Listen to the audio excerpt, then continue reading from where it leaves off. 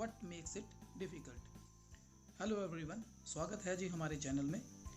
शुरू करने जा रहे हैं हमारा कोर्स ऑफ बायोलॉजी। तो शुरू करने से पहले बात करेंगे हाउ टू स्टडी बायोलॉजी, के बायोलॉजी को पढ़ना कैसे है।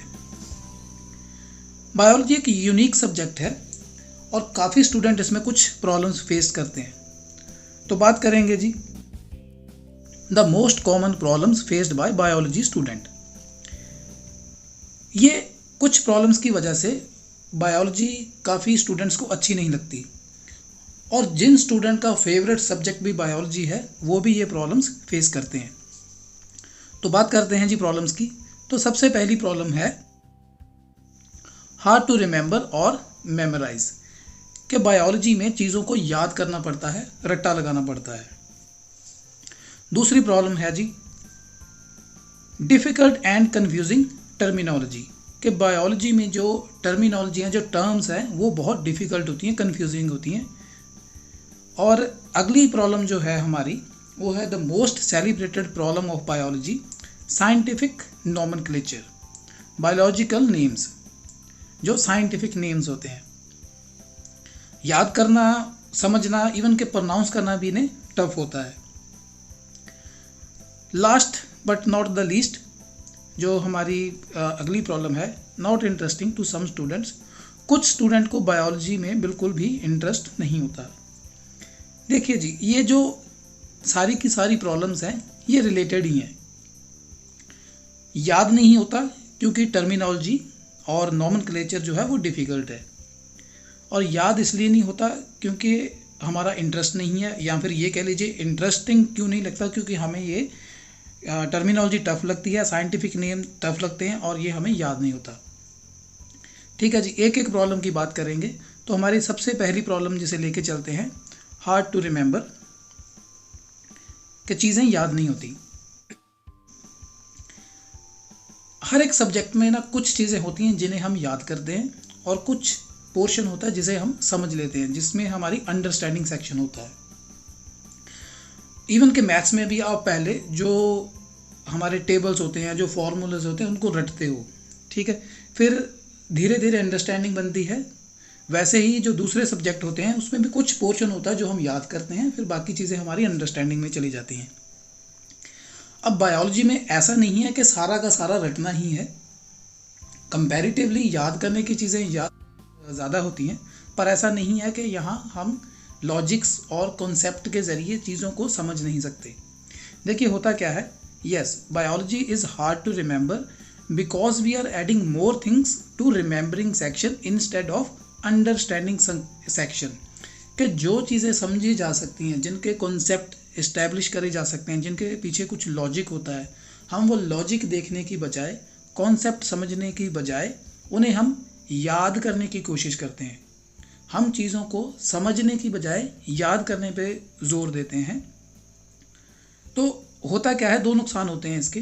देखिए जी, जो हम चीज़ें याद करते हैं वो हम रिटेन नहीं कर पाते, वो भूल जाते हैं। बट जो कॉन्सेप्ट कर लेते हैं हम, जब कॉन्सेप्ट क्लियर हो जाता है तो चीज़ें रिटेन रहती हैं हमेशा के लिए, फिर उन्हें याद करने की ज़रूरत नहीं रहती। फिर एक ये भी पॉइंट है कि जो भी चीज़ें हम याद करते हैं, जो हम रट्टा लगाते हैं, वो एक पर्टिकुलर स्पेसिफिक एग्ज़ाम में हमारे काम आता है। पर अगर क्वेश्चन किसी दूसरे तरीके से पूछ लिया गया या घुमा के पूछ लिया गया तो हम फिर वहाँ आंसर नहीं कर पाते। जबकि अगर हमारा कॉन्सेप्ट क्लियर है तो वो कोई भी एग्ज़ाम हो, सब्जेक्टिव हो, ऑब्जेक्टिव हो, तो हर एक एग्ज़ाम में हम अच्छा कर सकते हैं, हम हर एक प्रॉब्लम को सॉल्व कर सकते हैं अगर हमने कॉन्सेप्ट किया है।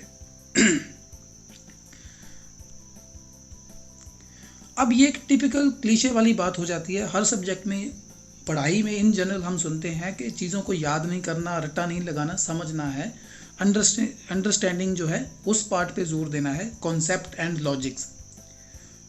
देखिए, प्रॉब्लम ये नहीं है कि क्या करना है, प्रॉब्लम ये है कि कैसे करना है।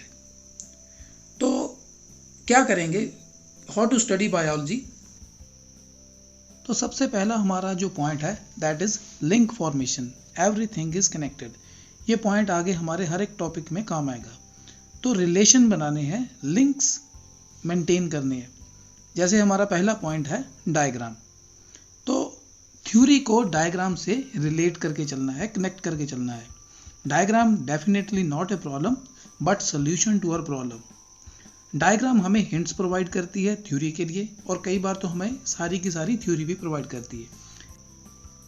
प्लांट फैमिली की एग्जांपल लेके चलते हैं जी। वहाँ हमने जनरली 3 काम करने होते हैं: floral formula, floral diagram and taxonomical description.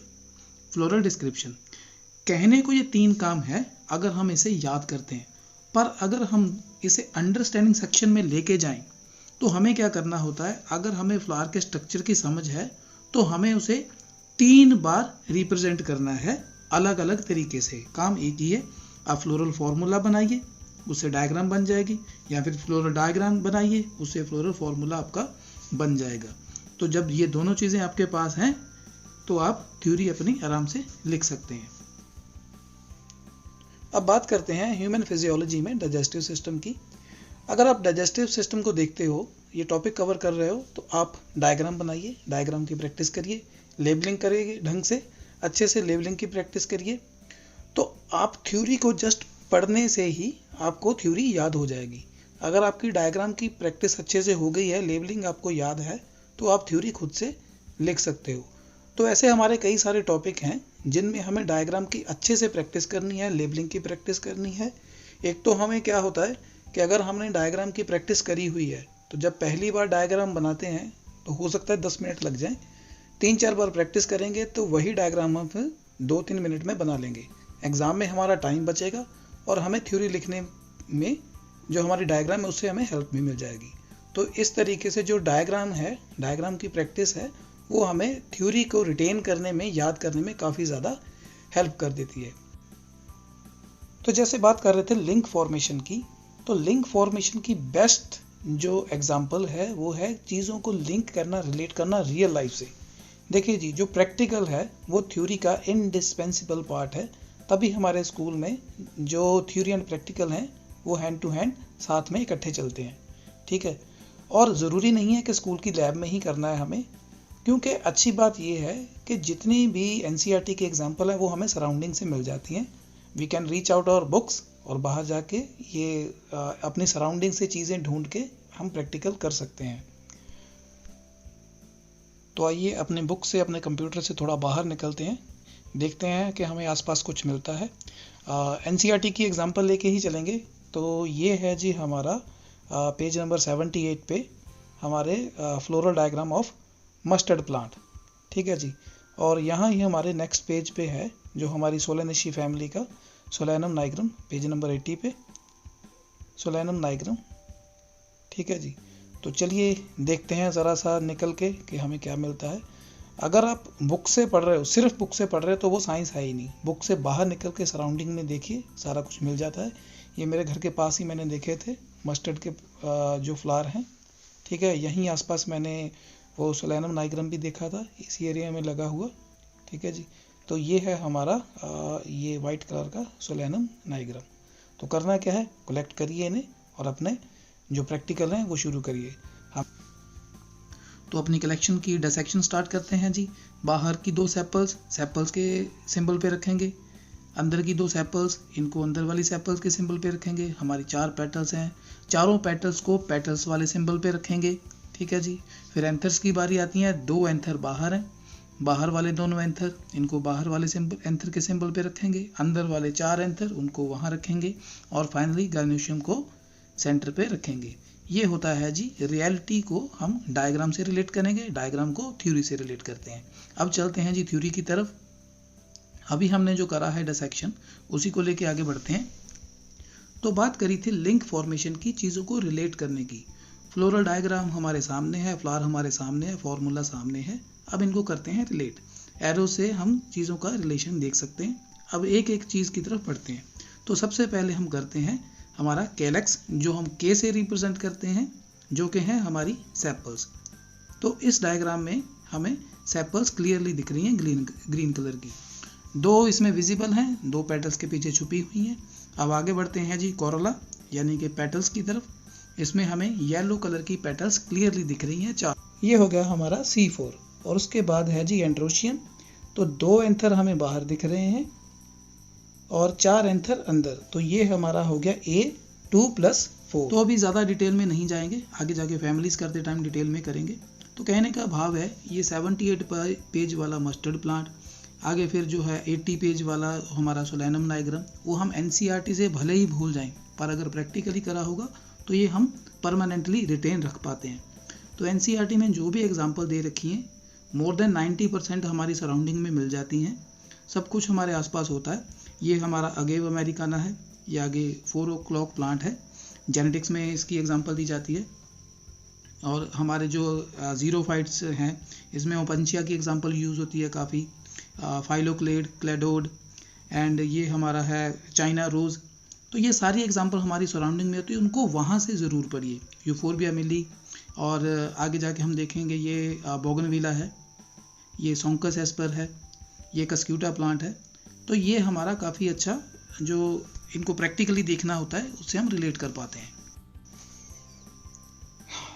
तो चलिए एक स्टोरी सुनाता हूँ। एक थी डायन, या एक थी मेडूसा कह लेते हैं, एक थी मेडूसा है।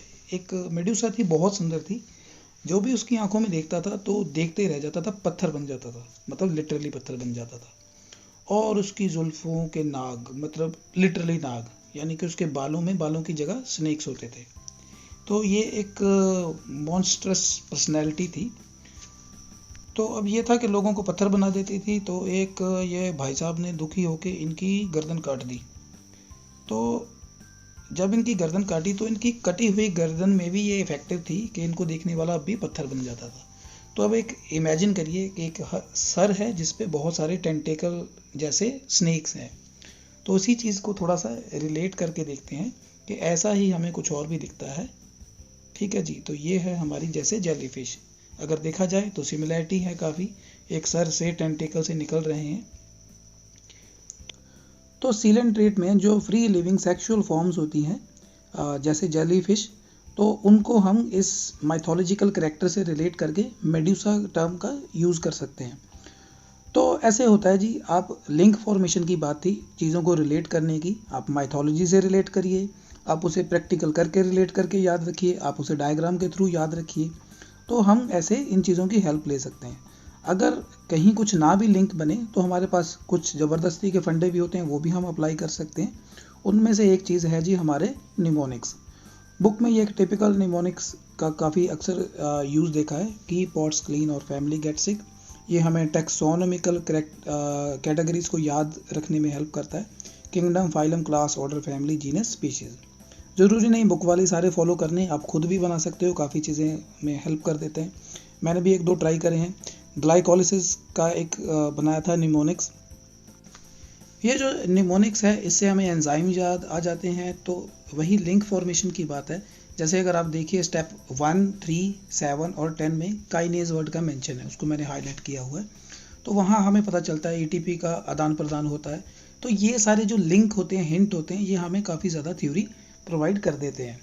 ठीक है जी। तो ये भी एक हमारे पास ट्रिक है चीज़ों को याद रखने के लिए। तो बढ़ते हैं जी अगले स्टेप की तरफ, जो कि है कि बायोलॉजी को फिर हमें पढ़ना कैसे है। तो आंसर है कि definitely not like a magazine.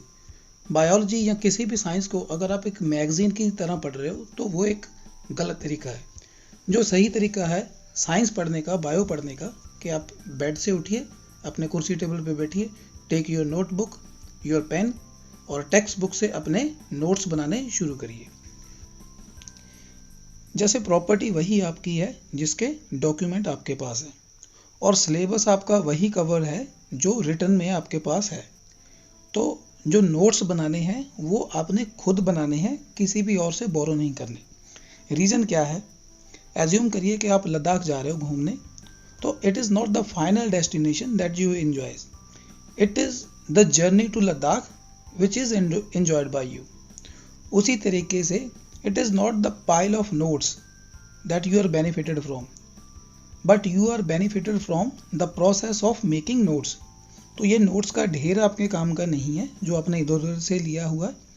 जो आपकी नोट्स बनाने की प्रोसेस है, जो आपने खुद लिखे हुए हैं, वो प्रोसेस आपको हेल्प करती है सिलेबस को कवर करने में, सिलेबस को याद रखने के लिए।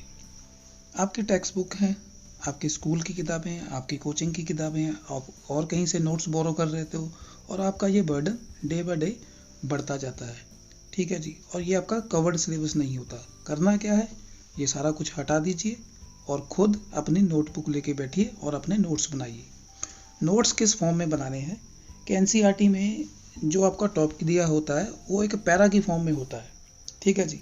तो आप उसे नोट डाउन करिए, एक प्रिसाइज फॉर्म में अपने नोट्स बनाइए। अगर तो वो एक प्रोसेस है तो उसे फ्लो चार्ट की फॉर्म में लिखिए। अगर किसी चीज़ के कैरेक्टरिस्टिक बताए हुए हैं तो उसको पॉइंट वाइज लिखिए। एज्यूम करिए कि आपने मेरिस्टेमेटिक टिश्यू के कैरेक्टर्स लिख रहे हो, तो पैरा एक पूरा हमें याद नहीं रहता है सच फॉर्म में। इम्पॉर्टेंट जो भी कैरेक्टर हैं उनको लिखिए, हो सकता है 10 पॉइंट बने, तो आपको अगली बार भी जब खुद को आप चेक कर रहे हो तो क्या 10 के 10 पॉइंट याद हैं। तो इस तरीके से आपके एक अच्छे से नोट्स बन जाते हैं जो आपको आगे जाके भी हेल्प करते हैं। अब करना क्या है जी, नोट्स बनाने हैं अपनी नोटबुक से, एनसीईआरटी से। तो सबसे पहले जब हम नोट्स बनाते हैं तो एक प्रिसाइज फॉर्म में नोट्स बनाने के लिए पहले बुक को पढ़ते हैं, तो हमारी एक रीडिंग हो जाती है। एक रीडिंग में हमारा सॉर्ट ऑफ थोड़ा सा सिलेबस कवर हो जाता है। फिर जब हम लिखना शुरू करते हैं नोट्स को, तो हमारे दिमाग को टाइम मिलता है उस टॉपिक को एब्जॉर्ब करने का। रीडिंग फास्ट हो जाती है तो दिमाग को कई बार टाइम नहीं मिल पाता, तो राइटिंग में हमें टाइम मिल जाता है। फिर क्या होता है, ऐसे ही एक प्रिसाइज फॉर्म में हमारे जो है नोट्स तैयार हो रहे होते हैं। ठीक है। तो ये सारी प्रोसेस में कुछ ना कुछ पार्ट जो होता है हमें जो उस टॉपिक को समझने में हेल्प होती है, कॉम्प्रीहेंशन जो होता है वो हो जाता है। दूसरा फ़ायदा इसका ये है कि जो हमारी बुक में कोई भी एक टॉपिक है, मान लीजिए वो 1000 वर्ड का है, जब हम नोट्स बनाएंगे तो 1000 वर्ड का टॉपिक 100 वर्ड का, 200 वर्ड का रह जाता है। ठीक है। इसका हमें क्या फ़ायदा होता है कि जब एग्ज़ाम हमारे पास होते हैं तो 1-2 दिन पहले पूरी की पूरी एनसीईआरटी रिवाइज नहीं हो पाती।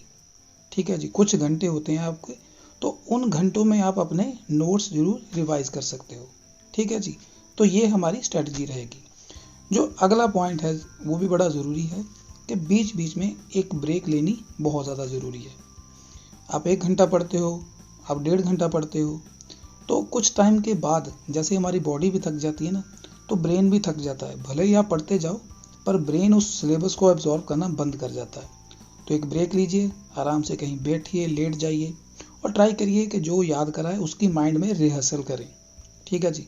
क्या जो आपने टॉपिक करे थे, कुछ भी जो आपने पढ़ा था उसको रिवाइज करिए। जैसे ग्लाइकोलिसिस में एंजाइम कौन से थे, सेल थ्योरी के पोस्टुलेट क्या थे, मेंडल ने जो पी प्लांट है वही चूज़ क्यों करा था, कुछ भी जो आपने रिसेंटली पढ़ा है, जो आपने पिछले हफ्ते पढ़ा था, तो इन चीज़ों को माइंड में रिसाइट करिए क्या हमने पढ़ा था। एक तो आप रिलैक्स हो जाते हो और दूसरा खुद की एनालिसिस हो जाती है और ये हमारी माइंड में उन चीज़ों पे एक ग्रिप बना लेता है। So that was all for today. बाकी कोई भी क्वेरीज हो, कोई भी डाउट हो या कोई भी टॉपिक हो जिस पे आप चाहते हो कि वीडियो बनाई जाए, please reach us at ademosentia@gmail.com। Next video में करेंगे नोमेनक्लेचर एंड टर्मिनोलॉजी, उसको कैसे इजी तरीके से करा जाएगा, और उसके बाद हम करेंगे how to study biology in interesting way. बाकी हम सारा सिलेबस कवर करने जा रहे हैं। सब्सक्राइब कर लीजिए ताकि आपका भी रेगुलर एक शेड्यूल बन जाए। Thanks for watching and I hope this was helpful.